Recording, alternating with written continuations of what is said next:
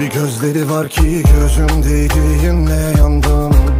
Ah elleri var ya değdi tene her yer yangın. Alev alev içimdeki sen alev alev.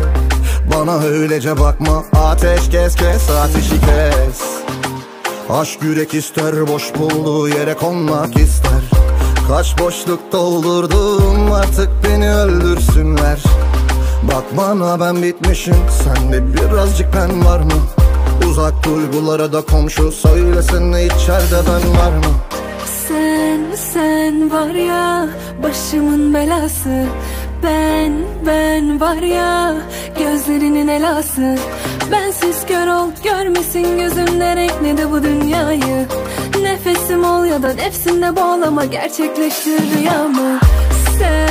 Sen var ya başımın belası. Ben var ya gözlerinin elası. Bensiz kör ol görmesin gözüm ne renk ne de bu dünyayı. Nefesim ol ya da nefsinle bağlama gerçekleştir rüyamı. Bir sözleri var ki duyduğumdan beri kandım. Bir saçları var ki ben onun kokusuna tutsaktım. Bir başkası ben mi kim seni benim gibi sevdi? Bir başkası sen mi mümkün mü kalbi verdiğim belli.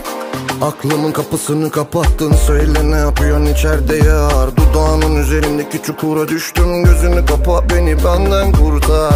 Aklımın kapısını kapattın söyle ne yapıyorsun içeride yar. Dudağının üzerindeki çukura düştüm gözünü kapa beni benden kurtar. Sen var ya başımın belası. Ben var ya gözlerinin elası.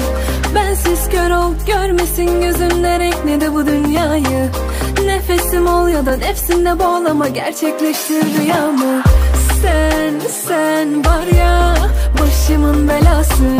Ben var ya gözlerinin elası.